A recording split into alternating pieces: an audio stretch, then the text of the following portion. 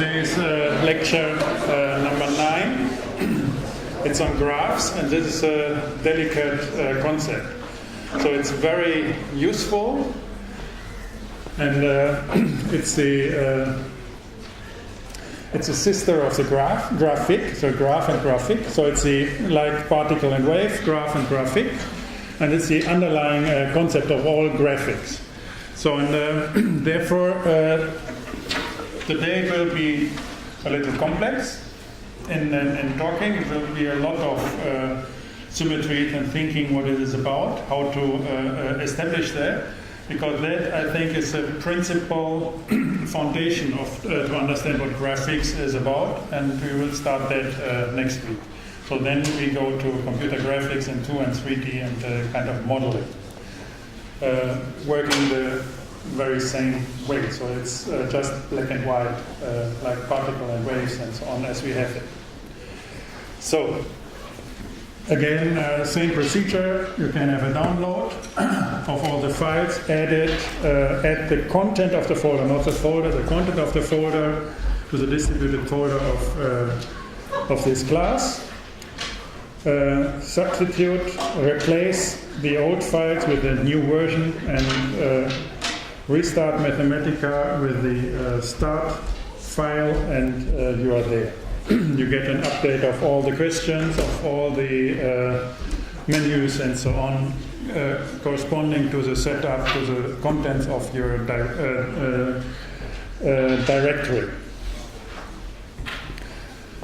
So it came out that very few, 1 or 2 of these questions are marked wrong. So if you, and they will, the exercise will be with wrong answers to the questions. So if you found that out, write it on your exam that you think it's different, then in your tool, the proper answer is different, and then we will check that, and if you're right, you get an extra point. Yeah? With these weekly updates, these things will get updated in your database, so you don't have to care. Yeah? Okay.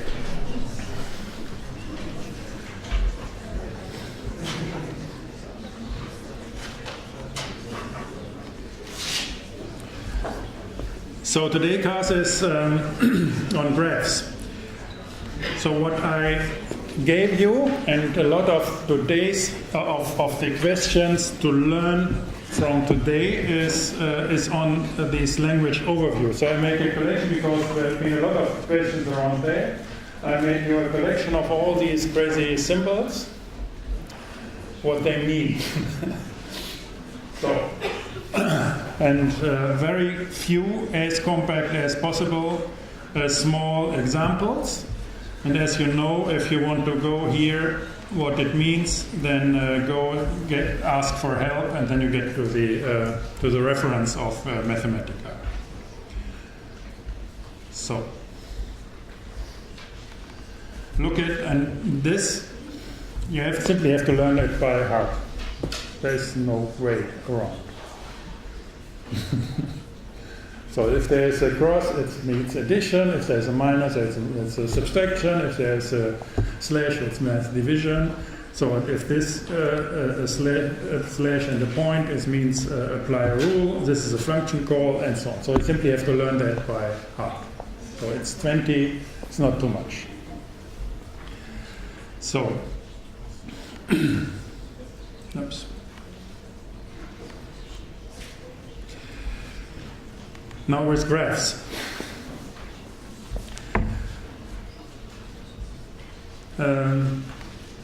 As always, I gave you, we have the lectures with all the principles, and then you have in backup. So these are all the lectures. So these are in sync with my talk. And this is a kind of background information on graphs. So this is on this special data type, it's on graphs. And you see with media, You have it on lexical knowledge, on the language overview. This is new. I gave it to you with on interfaces, on images, on graphs, on graphics, and so on. Geometric, geodata files, and so on. Here you can get a simple access to the references of Mathematica. So in this case, on graphs. It's always like that. So we have a small introduction, then it's importing graphs to get a graph from an image, from whatever. So you can create a graph, visualize, work with graph, translate graphs to another format, and saving it. So it's a kind of production line. You go from, it's like a machine. You get something in this machine, you're able to work on that and make certain things as graphs, and then you export it to another format. So all these media are described like that, and it's working like that.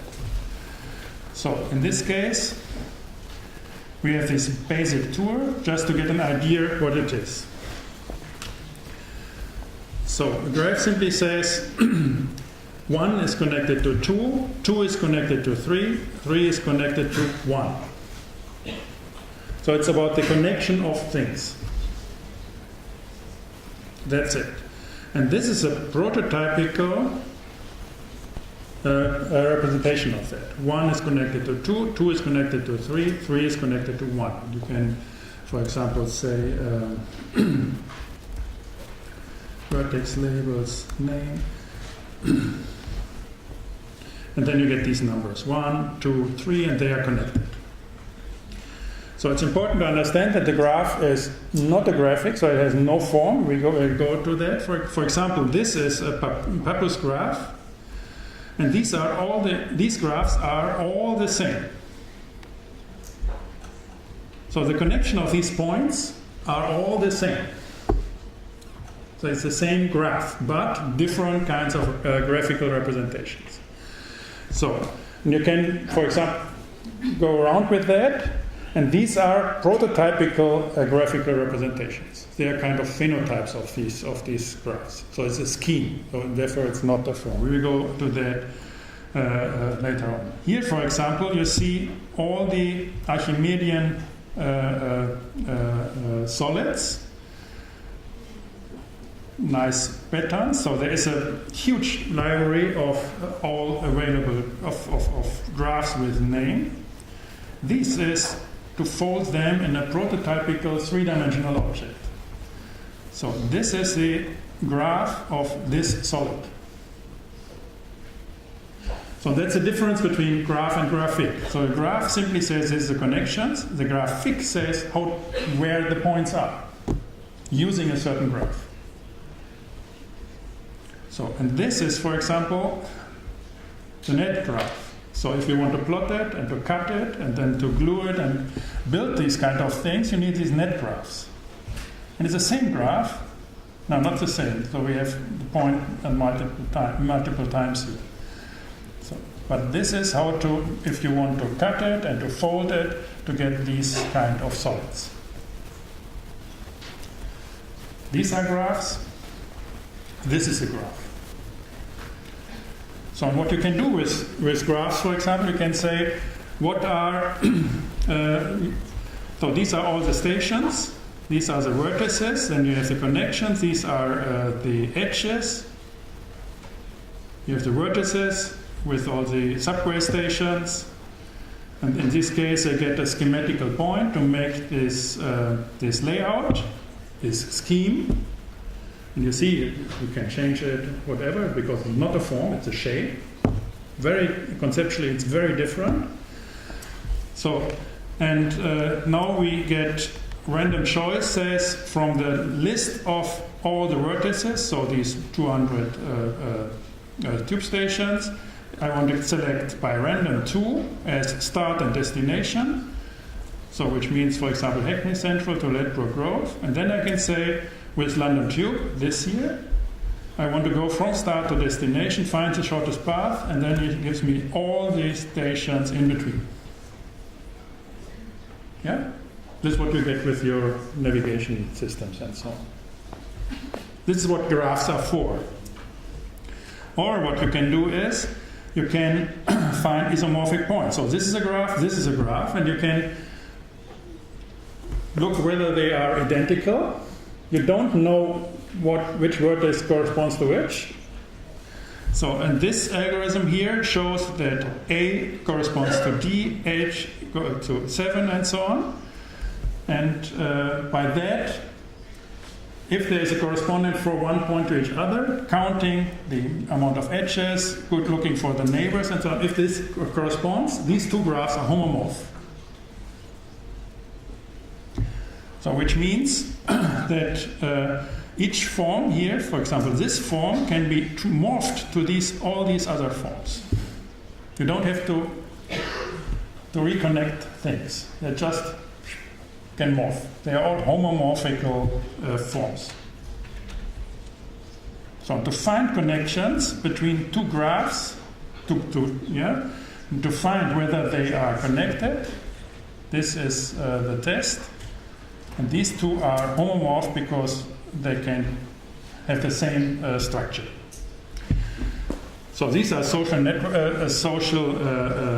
here example data. We can network. So this is friends in a social network, and you can cluster them to communities. Yeah. Find graph communities of a graph like this. And then it's looking for communities which have as few connections in between as possible. So this is an application of a graph as well. Or, for example, here, just that you see how this works, it's quite funny. Go to make a new document, say my maze equals this. Now I have a graph, so this is a maze. It's called. So, and with this thing here, like with the subway, I say find the shortest path of maze from the first vertex to the last vertex, like in the subway. Find the maze itself. From where to where, start, destination, that's this function from here to here. Now I want to make that a graph, make that red, and put that in an overlay so this graph of the path, put it in an overlay with the maze itself and make that a highlight. So this means first he's looking for the shortest path and he's highlighting in red on the other one. Yeah? Just to get you interested in these concepts. If you want to find ways, paths, and so on. If you want, for example, have the shortest tour in a shopping mall to get your things done, or if you want to track people in a shopping mall to get the points of most importance, you need graphs. If you want to count rooms in a building, needs graphs. If you want to, if you want to have connections of rooms with doors, windows to outside, and so all these are connections in buildings, and these are graphs. Which room is connected by which room, which door, which room has a connection to the outside, and so on. These are graphs. Okay. Now you got an idea what they are about.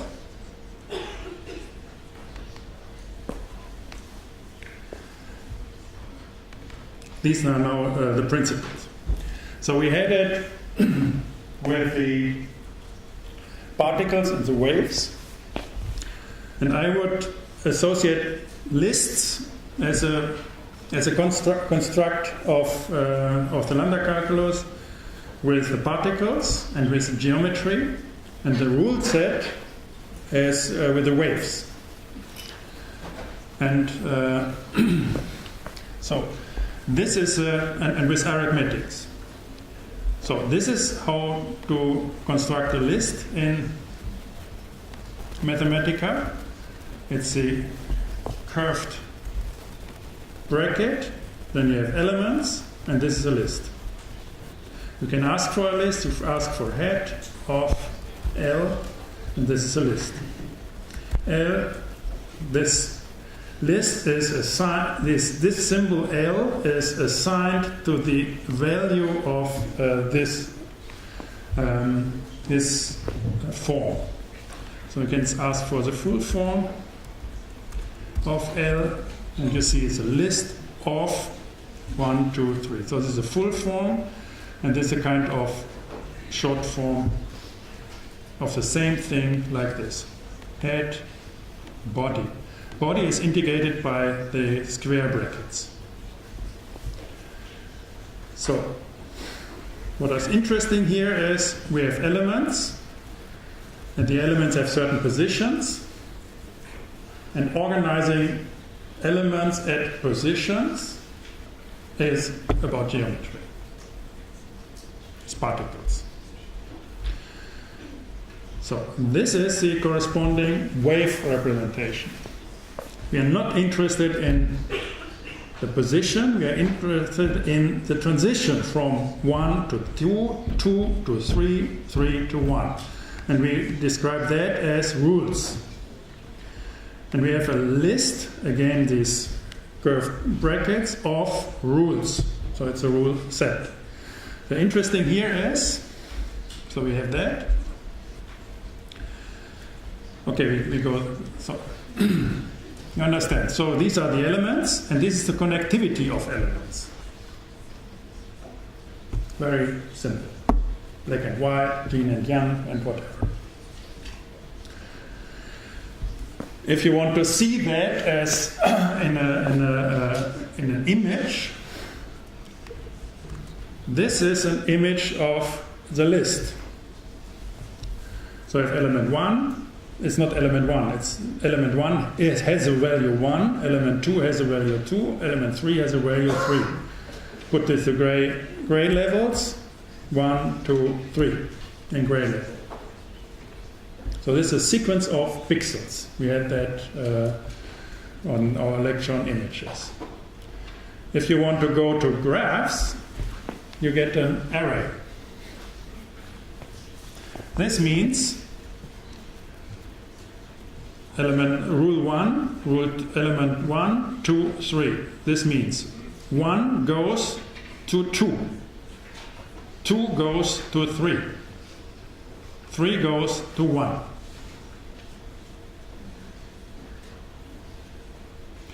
This is called an adjacency matrix.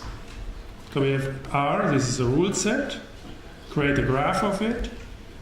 It's called an adjacency matrix. How are these elements connected? 1, 2, and 3, how they are connected. And we plot it with an array plot to get this image. So this is an image of lists and an image of graph. So this corresponds to the addition, as the list corresponds to the concept of an addition. So in this case, we have a graphic. We will have that next week. We draw a disk of a circle of a radius 1/3 around a certain point. This is a pure function, and this is a map. Map this table on this disk with this variable. So make a graphics out of it. This table creates, that's a variable I from 1 to 12. And for each of these elements it says 1, 0, 2, 0, 3, 0, up to 12, 0. So it's a list of coordinates. Each of these elements, by mapping, is put to this variable of the disk, to the coordinate of the disk, and by that you get this line of disks. So that's how graphics is working, and this is an addition. So what you see is that the list is about an addition. The same scheme like here. Positioning certain elements of certain values. Giving them a point in space or in time or whatever you like. It's this. So of course now if you can make 3 with this, you can make 120, I make this.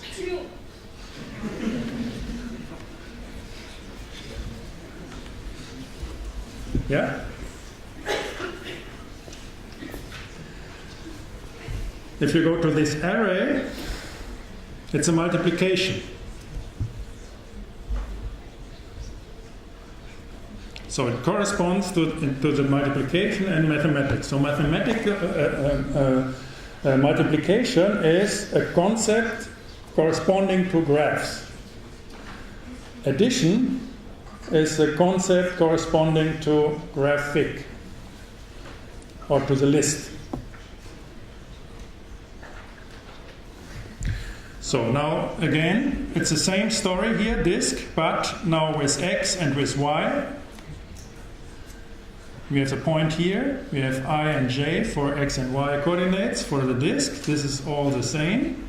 And now we have two variables which are in multiplication, I from 1 to 12 and j from 1 to 12.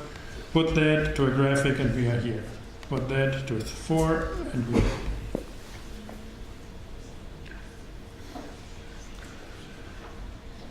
So a multiplication is, that's interesting as well. So you see, okay, what is it? But the interesting is then, if you go to Pythagorean arithmetics with the ancient Egypt people and so on, what we are interested in, complicated to understand what graphs is about today, this is their problems with multiplication. The same principle story.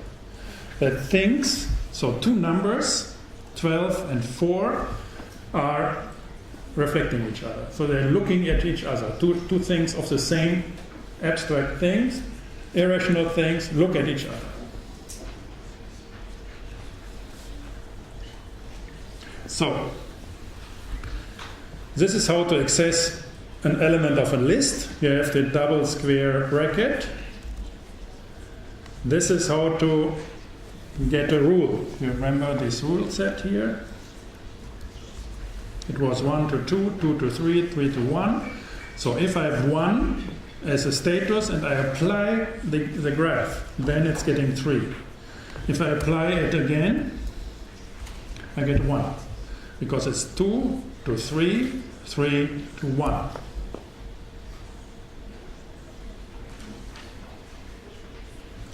You also can ask, if we have R, this is a list, you see. You cannot treat it as a rule with this firing of a rule, running of a rule. You can treat this here as a list. So you can ask for the second element of the list, R. And then you're not getting the firing of the rule, you're getting the second element of this list. So you treat it, the graph, as a list, as a particle. You also can make a rule set out of lists, of course. So we have L, it's this. Now we can do partition, L in parts of 2. We say we want to have an overlap of 1. And we say we want to have it circular. So combine it with the beginning with an overlap of 1. So if we glue it on the other side with an overlap of 1, that's this. So now we don't want to have, this is a list of lists now. We want to have that as rules, like here. And then you simply say rule and do that for every element of this result, and then we are.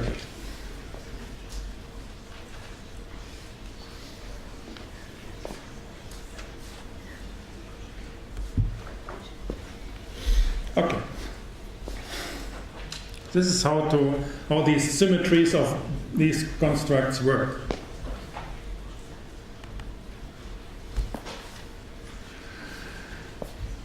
So, if you have R, this is the description in symbolic writing, in characters, in symbols. This is a graphic representation of the same thing. The code is written like this. This is a simple rendering. You see that all this is complicated stuff. So this is what the code to make this graphic happen. So you can have it with Shift, Command E, go back and forth to show it. So this is just for us. No computer is doing it. This is good for a computer. So I told you that graphs, this is a kind of schematic layout because graphs have no geometry. It's not geometry, it's a shape. And here I'm doing random forms of the same graph. So again, it's a table with 3 by 7, getting the coordinates, vertex coordinates, make a graph out of it, takes this graph, give them the coordinates and so on, like we did it here. But now putting that into a graph, you can make it 9 or 12. So they're all different in form, but the same in principle. So the same type, but different forms. So therefore we say, this here is a generic form, or it's a genotype, or we call it a shape. It's very important that you make these distinctions, because if you have parametric design, then later in computing and so on, we have all these curved things, like for example the roof in our institute and so on. All these pieces of wood at our ceiling, they're all the same. But they have the same structure, so they have the same shape, but of different forms. So the trick with all this is, so this roof is a grid of these shapes, super rectangular. You simply make all the connections, how to connect them with all these nails and so on.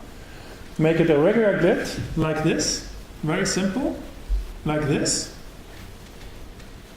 completely regular, and then deform it, bring it in shape. Keep the structure, have all the same set as one shape and 20,000 forms. So it takes just the formula for this plus a kind of function to deform, to make the actual forms, and you're there. You will see that in later semesters, how to do that. And this is called parametric design. Therefore, it's very important that you understand the difference between shape and form, because shape and form both are on screen. It's a little disturbing. But the one is connectivity of things, and it's an abstract thing, or it's a schematic, or it's a diagram. And the other is an actual geometry. So it's something what you actually want to have like this.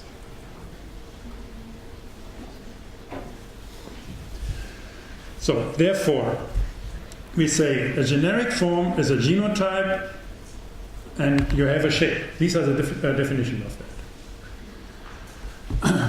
So these, for example, if you have a triangle, you say, okay, there's one genotype. This is a triangle. This is a triangle as well. And there's another genotype. Keep that in mind. Yeah? So these are diagrams for certain things. This is now the phenotype. So it's a specific form. So I'm able to do that and simply by saying, I take my graph, it's R, 1 to 2, 2 to 3, 3 to 1. So here are the coordinates. I have 00, 11, 10. These are my coordinates. And I simply have to say, my graph, R, has the coordinates K, which means 1 is at 00, 2 is at 11, 3 is at 10. Combine that to a graph and you get this representation. If I change this here to 1/2, you get this representation. So you keep the shape and you change the form. That's the very principle of every CAD system.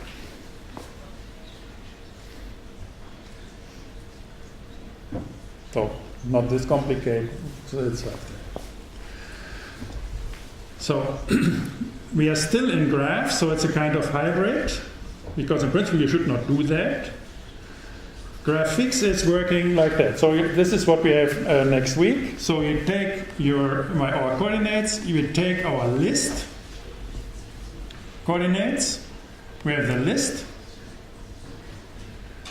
and we simply say, we make, instead of graph, we make a graphics complex. We take our coordinates, and then we say we want to have a polygon with list. List is, it's 1, 2, 3. So we have our coordinates, and then we say we want to have a polygon from 1 to 2 to 3, and polygon always means go back to 1. So this is the graphics complex, and put that on stage with graphics. So we see how it works now. So we have the coordinates, we have the connectivity, and this is our graphics. And again, we can change it back, assign it fresh, there's 1, and here.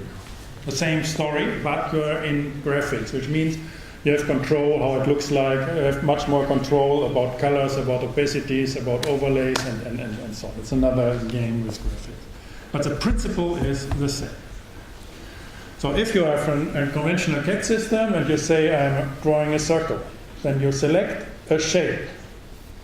And by putting it on stage, on your plan and your design, and dragging the points, you're putting it from, you're getting this phenotype, genotype, and making a phenotype out of it. You put it into form. You take a shape and put it into form.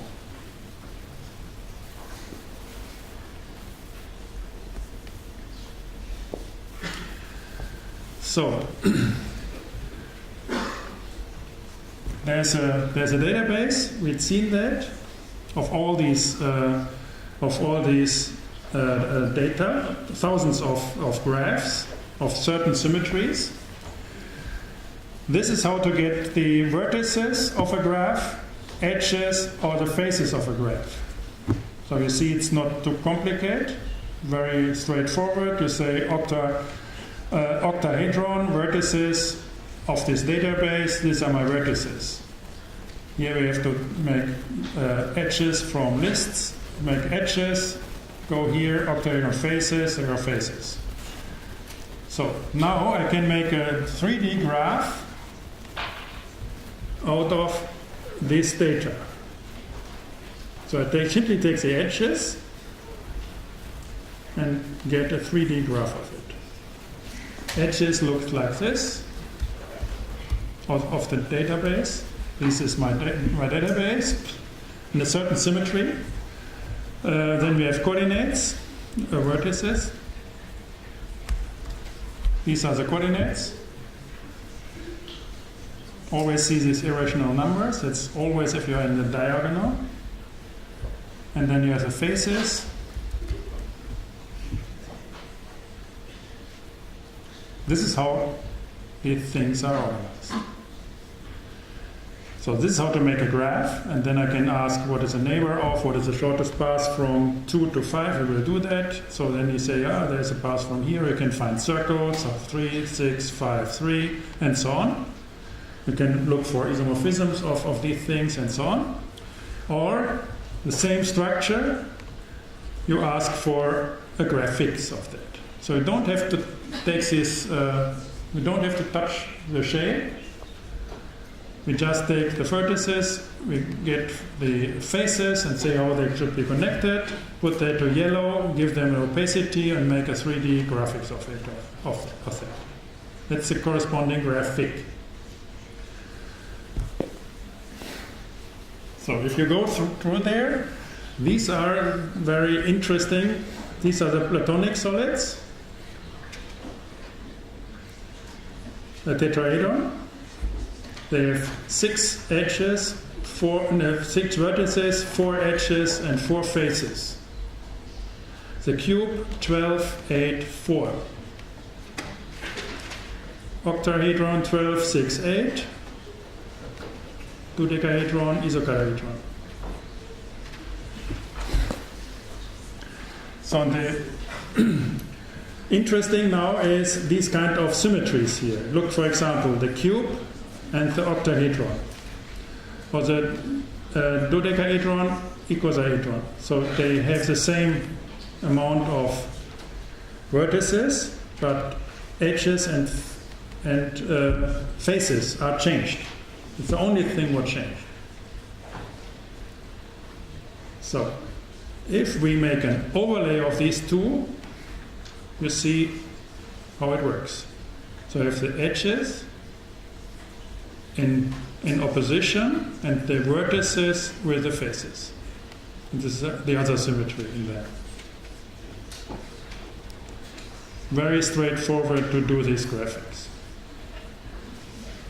And very famous Euler characteristics.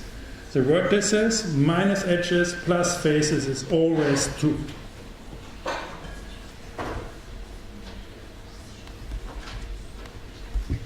So that's very important that any kind of body like this, whatever it is, how detailed it is, and how precise a triangle like that and so on, it's always 2. But if you have a hole here, just because of that, it's different. So therefore, these countings, for example, are to get an idea whether two things can be morphed or not. So if they have, independent of the amount of triangles and faces and whatever, if they have the same Euler number, they can be morphed. If not, they can't. You have to drill it, you have to cut it or make a hole and whatever.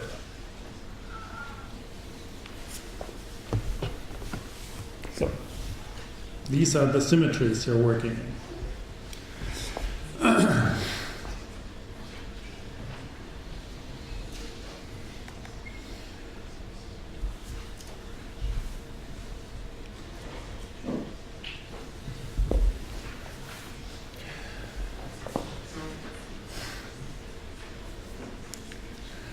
So the key question now is, and I think that's interesting. So if you say, this is the form, because it's there, it's geometry.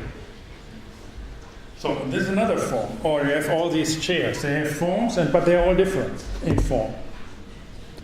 They have different textures, they are different in the millimeters, and so they're all different. They have the same shape, but they have different forms. So everything, what we have, what you can see, what you can talk with and measure and so on, is a form. The question is how to get a shape, the idea of a shape at all. How can you create a shape? What it is about? The fiction of a shape. That these two things here are the same shape. They are not the same. How can you decide that these two have the same shape, they're of the same kind, but this is different? That's the problem, huh? So all we had it here. If we have our, it's very obvious for us that there is an alpha, it's rotating, but it's not there. So there are thousands of alphas, because they are always different pixels here. So I can measure the pixels. I have 24 by 24 pixels, and they're always different. They're different forms, but it's always the same shape. So how can I get the idea of a shape in real world? So this is a key question at Fourier with images, or we had with color, with the scheme of Goethe, and so on. That's this time. So now it's Cuvier, and read this, yeah? And time to look for the English translation. So look what he's telling. Das Leben ist daher in his introduction of a super famous volume about comparative anatomy. So he makes these beautiful drawings, thousands of that.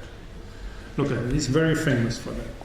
So, das Leben ist daher dem Wirbel eines Stromes zu vergleichen, welcher mehr oder weniger minder reißend, mehr oder minder zusammengesetzt, beständig nach derselben Richtung hinströmt und stets Teilchens derselben Art an sich zieht, an sich aufnimmt und wieder ausstößt, sodass die Form der lebenden Körper beständiger, ihnen wesentlicher ist als die Materie.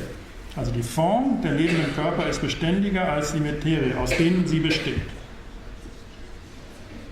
So. Das Tierreich nach Gattung unterteilt, kann man wunderbar im Internet finden.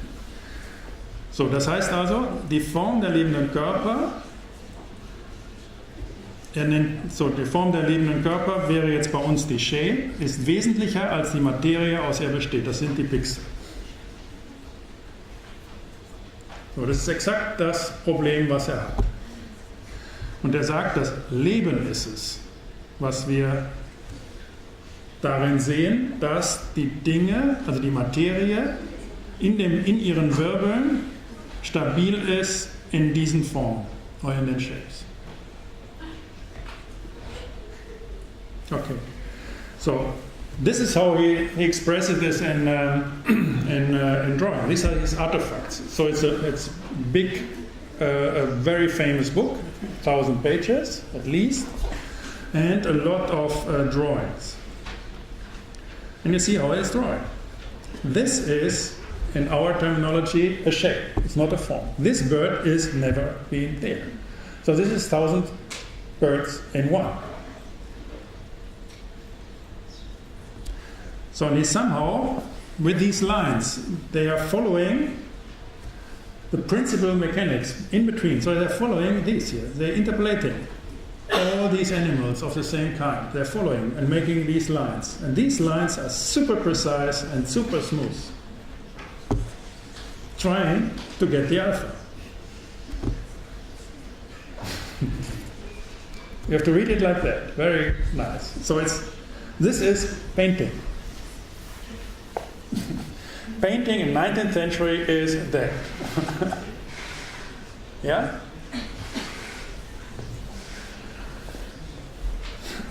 So these drawings are fictions. They're ideal shapes, genotypes, not the phenotypes of the form, a photovoltaic of an individual. By that you have this fascination today. And at that time, of course, as well.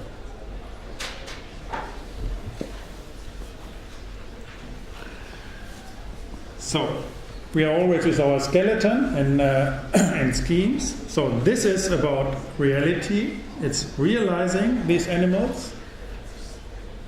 So reality is this fictional alpha. It's not the pixel. Very important today. Pixel is it's reality of this physicality of things. But reality, the real or realization is making a real according to these schemes of principal drawing. So he creates the species in sync with the infinite order of things. So he follows the 1,000 birds, how they might be constructed. Construction is in this of this game as well. So now the question is, how can I distinguish an alpha from a beta? So I have this guy here. How can I distinguish that? So I'm measuring all these A's. How can I say I want to get the lines of these birds and then the lines of these bugs or the other birds? How to distinguish an A from a B, or a bird from another bird, or a bug from a spider? How to distinguish if I made these lines? So, and this is how the artifacts for that are. So these are hierarchies and encyclopedias. They are reading the order of things. And these are hierarchies and encyclopedias. This is directly parallel to what we discussed with our numbers. You see, this is the partitioning of a unit by numbers. This is half, 1/3, 1/4, 1/5, and so on. And you see that the 2 is one principal hierarchy, then the 3 is one, then you have the 4. So by that you have these vertical hierarchies in partitioning a unit. And we've seen it here that it's a tricky thing to do this partitioning. So if this is a unit and you want to get them in equal parts, it's tricky. Simply not possible.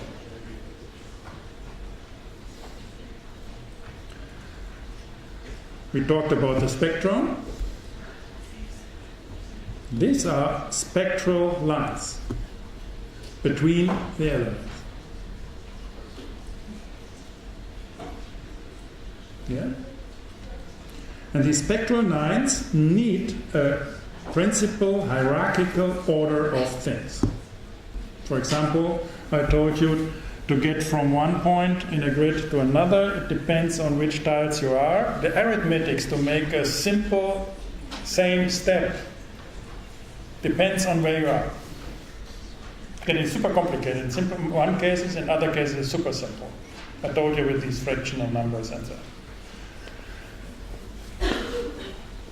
So by that, these kinds of drawings are homogenizing this principal space as the colors are homogenizing these kind of numbers. This is in space, this is in time, this is in time as well.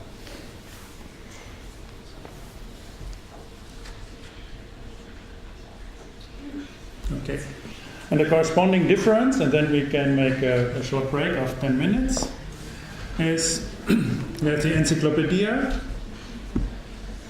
This is a collection of information about various topics under the sun. This is an encyclopedic. It's a collection of things. Various topics under the sun, and you always have this hierarchical order. That's an encyclopedia. A dictionary or lexicon is a compilation of words that meaning and their meaning that can be used. So this is pragmatic and this is analytic. And therefore a dictionary is and a lexica is with the particles and with geometry. An encyclopedia is with waves and with the arithmetics and with numbers. This is with characters, this is with numbers. So, and as we always do in this setup, so we see Cuvier with these kind of things. We had with these kind of artifacts. We can look at these texts and try to get it in proper order. We had these kind of experiments to get an illustration, what it might be, and so on, to get a better understanding from our time. So we have these things, we get these stories, and so on, and then look at the same time of architectural artifacts. And I think you simply should learn to discuss it the same way. So what you see here is you have very distinct types of elements types of so these are genotypical elements of the construction of a chair, and they were extremely expressive in their dynamics, how they are interlinked and so on. So it's not a chair which is simply adding geometrical things to a form. It has this fluidity of waves, and this fluidity comes always with these hierarchies of different types of things. And they are explicit here, you see, they're very explicit, how this edge is, how this is, how the backbone is, how this is, how the area of sitting is, how these corners here are, and the front, and they're explicitly different to the others. And of the same, of the whole. So this is what the composition in waves, what a construction is about. It's not an addition of things. That is, so if you start to read these artifacts of these times in these schemes, it's powerful. So that's for the first half. Thank you. We see it in 10 minutes at 3:50.